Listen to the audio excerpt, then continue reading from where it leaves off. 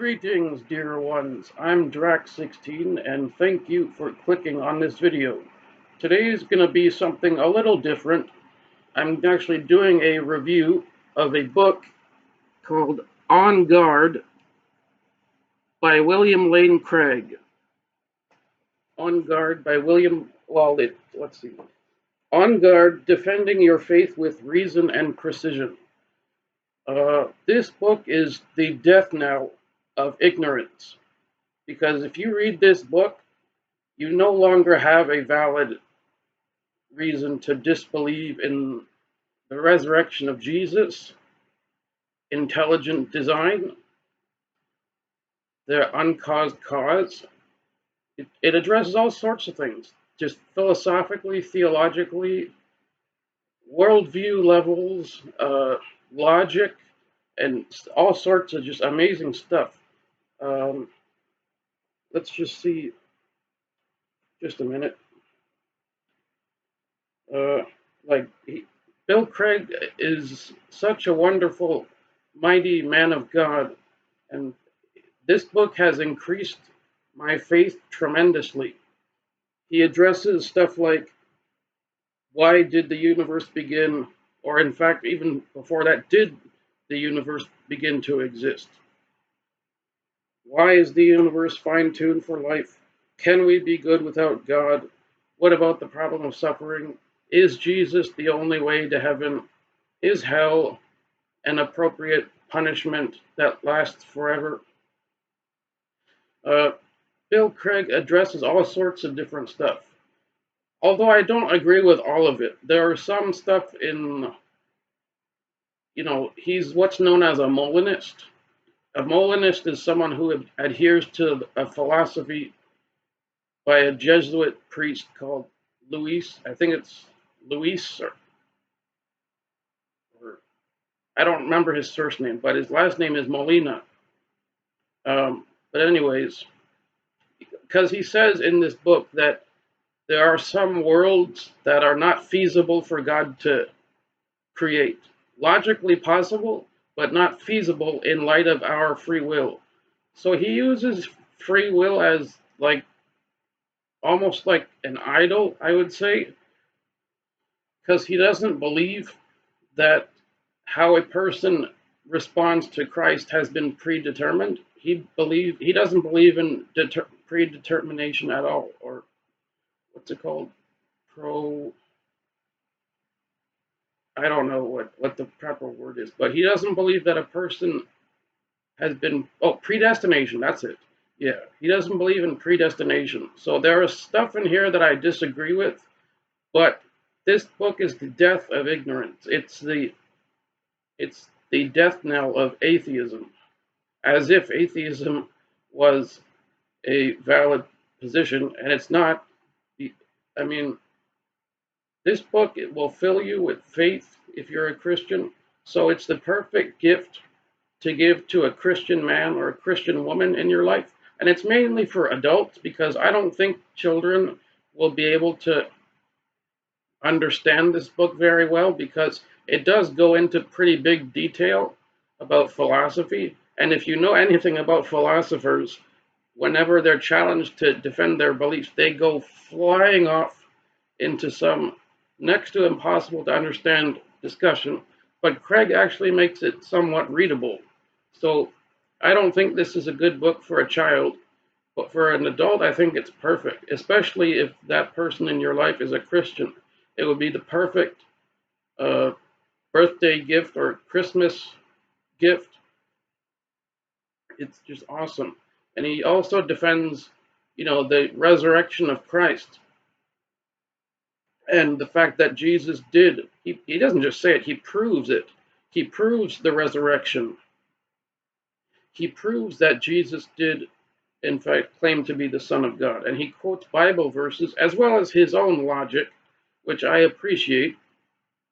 It's one thing if you want to just be a Bible thumper and quote scripture all day, but you have to make those scriptures come alive. You see, what makes the Bible more than just ink on a page is you. You're the one that makes it come to life. You're the one that believes on it. So it's not going to affect you if you come to it with your mind already made up. That's how false teachings come about. When you have this conviction and it's an unbiblical conviction, and then you try and read your own bias into the text, which I think Bill Craig is guilty of to a certain extent. I don't believe that I don't believe that it's impossible for God to create a world in which everyone was saved. But Craig argues that it is not feasible for God to create someone, or not someone. He believes that it's impossible for God to create a world in which everyone is saved in light of their free will. Now, what's the overriding consideration? Man's free will. Free will is an idol, and uh, you know, God bless Bill Craig, but I think this is an area in which he's wrong.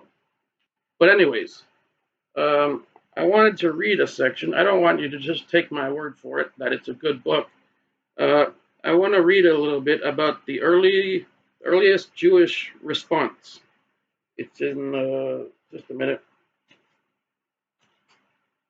I'm just checking. Chapter 9. Yeah. Chapter 9, page 229. This is about the resurrection of Christ, and he actually proves it fairly well.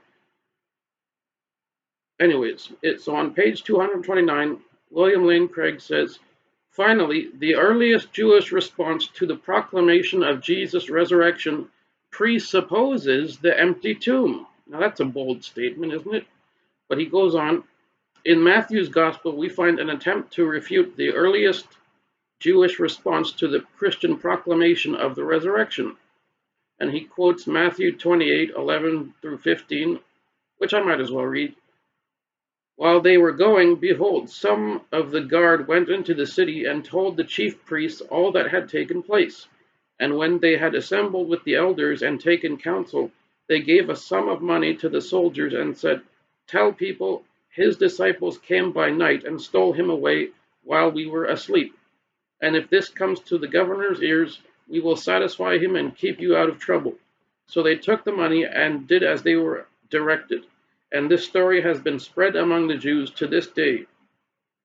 Now, our interest isn't so much in Matthew's story of the guard at the tomb as in his incidental remark at the end. The story has been spread to the Jews to this day.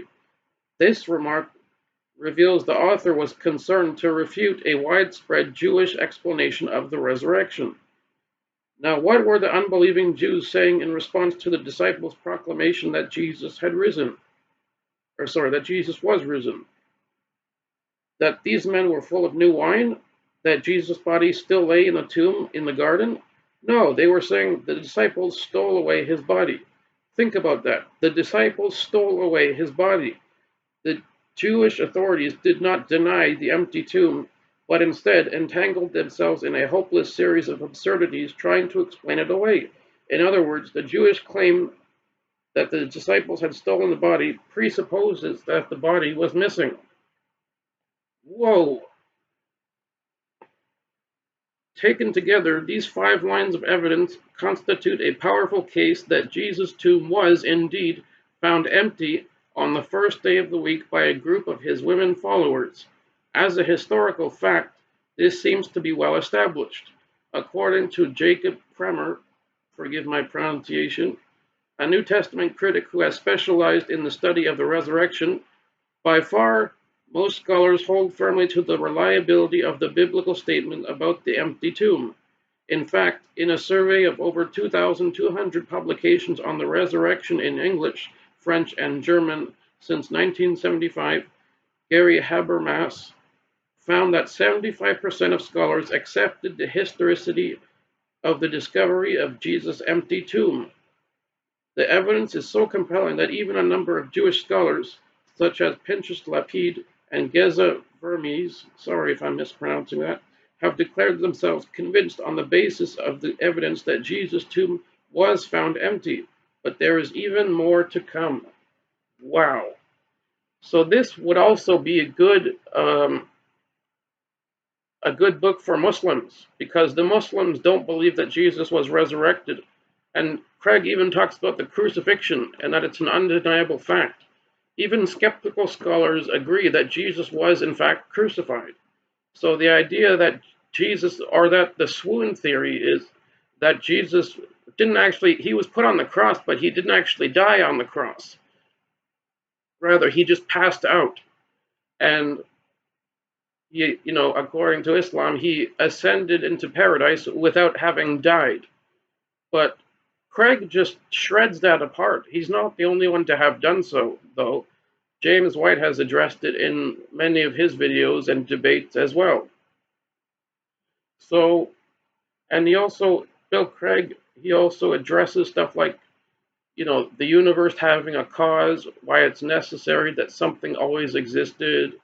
And so he goes into detail about the Big Bang and stuff like that, all of which are like the pillars of atheism, if you will, where, the Big Bang Theory, many atheists subscribe to. And that's as far back as they can think. They don't want to think about what came before the Big Bang. You see, the Big Bang would have been an effect of pre-existing matter. But scientists today believe that matter had a beginning. So the atheist is forced to believe that A, the universe came into existence out of nothing, which I've actually heard some people defend, believe it or not, or B, that the universe is eternal. But as Craig illustrates in his book, those things are not very good arguments to stand on, because scientists today believe that, most of them anyways, believe that the earth had a cause, the universe had a cause, and that it was necessary to have an uncaused cause. Because Craig argues that everything that begins to exist has a cause, but since God didn't have a beginning, he doesn't require a cause. And you could say that's just special pleading, but Craig addresses that too. So this is like I said, it's a death of ignorance to atheism and Islam, and they can no longer claim that they are ignorant of these facts. Anyways, it's a brilliant book. I got it I didn't actually buy it. I got it from a guy from my church. He gave it to me. So I didn't pay anything to get it, but there's a link in the description to Amazon for this book if you want to check it out. I strongly recommend it if you're a Christian and you want to have your faith increased, or you want to have arguments that you can use against your atheist or Muslim friends.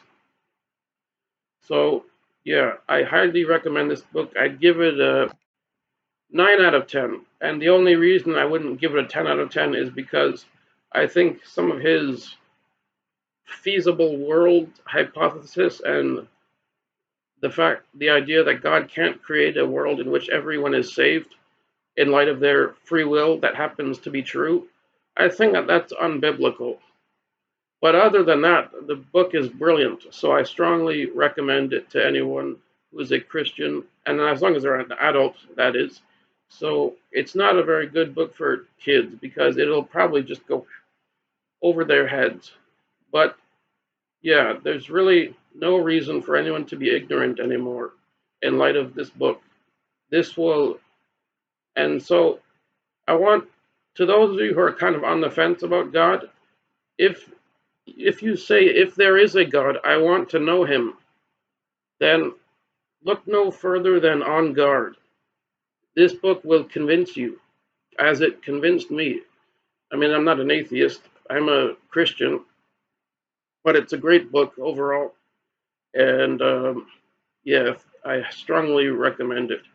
Thank you for watching this video. It means a lot. I appreciate all of your views and your comments and subscriptions and all that. I'm not telling you to do those things. I've always, since the beginning of my channel, I never wanted to compel people to subscribe or to compel people to leave a comment or a rating. I'll leave that up to God to convict people to do those things. Because I don't want people to, I get kind of like nauseated when someone says, don't forget to like, don't forget to subscribe, don't forget to do this, don't forget to follow me on Patreon, don't forget to follow me on Instagram. I never wanted it to compel people to do that. Rather, I'm leaving it up to God. So therefore, I know that every view, every share, every like, every comment is from God. I know that. It's not because I'm trying to obligate you or guilt you into do this or that. It's God who blesses you and who blesses me. And I've been tremendously blessed. Even though my channel is very small, there is no sign of me stopping. Anyways, I'm not going to go into detail about me. That's for another video. But anyways, thank you very much for watching this video. I hope that all of you have a beautiful day. God bless you.